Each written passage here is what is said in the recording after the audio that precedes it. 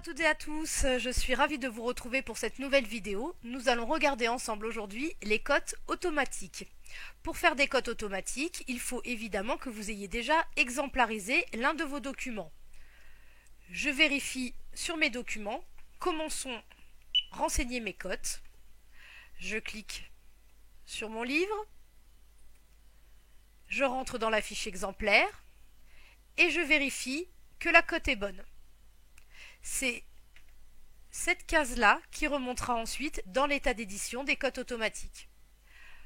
Veillez à ce qu'elle corresponde bien à ce que vous voulez avoir sur la tranche de votre livre et qu'elle soit bien en harmonie avec le reste du fond de votre bibliothèque, c'est-à-dire sur 2 ou sur 3 lignes. Voici un petit rappel des usages dans les bibliothèques de Lozère concernant les cotes. Une fois que ma cote est bonne, je valide. Et je peux à présent me rendre dans l'édition des cotes automatiques. Pour ce faire, je déplie le menu et je vais dans le raccourci édition. Si je ne l'ai pas, je descends plus bas et je vais dans raccourci, outils, édition.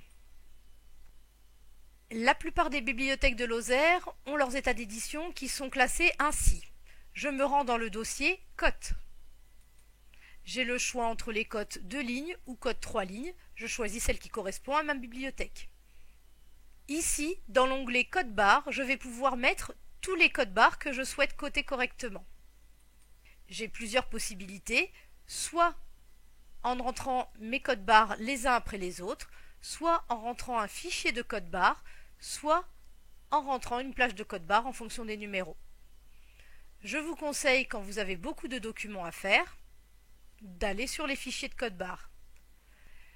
Du coup, plutôt que de cataloguer, exemplariser, équiper un document, on va d'abord cataloguer, exemplariser, cataloguer, exemplariser, cataloguer, exemplariser, et une fois qu'on aura suffisamment de documents exemplarisés, on va faire la cote automatique et ensuite, après, on va pouvoir équiper l'ensemble de ces documents avec leur cote. Je disais donc, je rentre manuellement mes codes barres dans cette case, je bip simplement mes codes barres.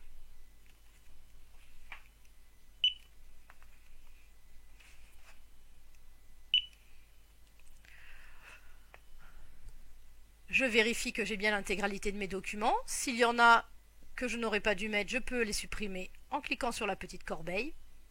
Si je fonctionne avec des étiquettes prédécoupées et d'autres que j'aurais déjà utilisées préalablement, où il en manque quelques-unes, je vais pouvoir, imaginons que j'ai déjà imprimé 10 premières étiquettes,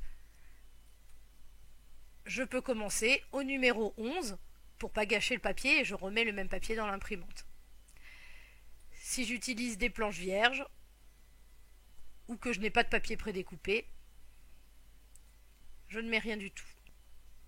Ça, c'est la méthode si vous rentrez vos codes barres individuellement. Mais vous pouvez aussi faire au préalable un fichier TXT en ouvrant l'outil bloc-notes.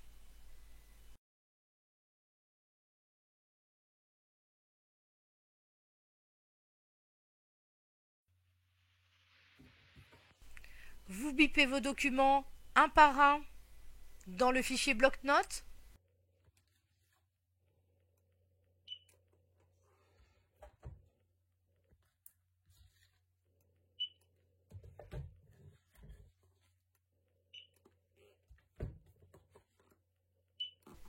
Une fois que vous avez enregistré l'intégralité des documents, surtout si vous avez une grosse pile, ça vous évitera de faire des bêtises.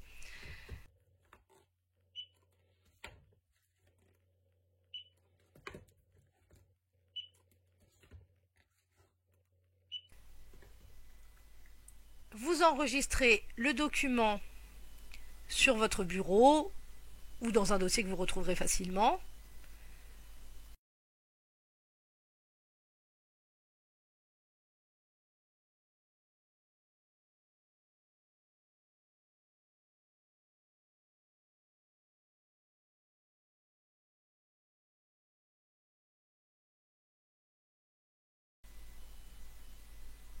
Vous retournez dans votre état d'édition sur Orphée, cote 2 lignes, Et là, vous allez dans Fichier. Ici, à Fichier de code barre, je clique sur Choisir un fichier. Je vais chercher le document que je viens de créer. Vous voyez ici, il y a écrit CB nouvelle cote. Et là, je clique sur Charger. Tous les documents que je viens de biper sont bien ici. Je peux à nouveau les supprimer s'il y en a en trop, que je ne voulais pas mettre finalement. Et je vais ensuite, dans Utilisation, créer le fichier PDF. Lancer. Une fois que mon carré jaune apparaît, c'est que l'ordinateur a fini de travailler. Je déplie cote de ligne et je clique sur le petit symbole du fichier. Ici est rentré dans les fichiers de téléchargement. Voici l'état d'édition, je n'ai plus qu'à l'imprimer. Alors c'est au niveau de l'impression que tout va se jouer en fonction du paramétrage de votre imprimante. Là, on était sur du A5 parce que nous avons à la MDL du papier A5 pour nos étiquettes. Si vous fonctionnez sur du A4, il va vous falloir après vous ajuster l'impression. Pour cela, vous pouvez passer un petit coup de fil à la MDL, on sera ravis de vous donner un coup de main. Et j'imprime mon document. Alors voilà, pour ceux qui ne sont pas très à l'aise avec l'état d'édition, le tutoriel peut s'arrêter là. Vous avez à présent vos codes que vous pouvez imprimer proprement, les découper et les apposer sur la tranche de vos livres. Pour ceux qui sont à l'aise avec Stimulsoft, on peut continuer le tutoriel. Je retourne dans l'état d'édition. Pour aller modifier l'apparence de mes codes automatiques, je peux également changer les couleurs ou rajouter un logo si je le souhaite. Je vais pour cela dans Modifier la mise en page, Modifier.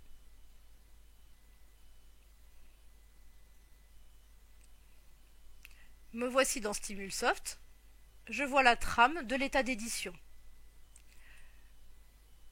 Ici, en cliquant sur le texte, je peux là changer la taille de la police, changer la police elle-même,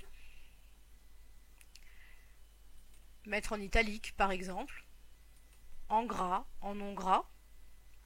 Je peux également changer la couleur de ma police. Et enfin, je peux même y rajouter un logo si je le souhaite.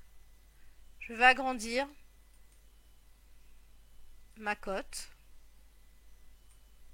Alors, je vais me remettre en Arial, ce sera plus lisible quand même. Voilà. Et je vais y rajouter un logo. Pour cela, je clique ici et je vais dans Images. Je clique. Ici, vous avez le petit dossier Parcourir qui apparaît. Je vais chercher mon logo. Une fois qu'il apparaît ici, je fais OK. Je le place correctement ici dans le bleu. Je clique bien sur Proportion, étirer l'image pour garder l'homothétie de mon logo. J'essaye d'aligner mes deux blocs.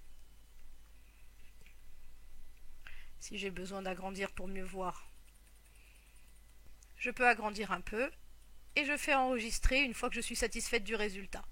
J'enregistre, je peux fermer Stimulsoft et je fais créer le fichier PDF, lancer, pour voir à quoi ça va ressembler.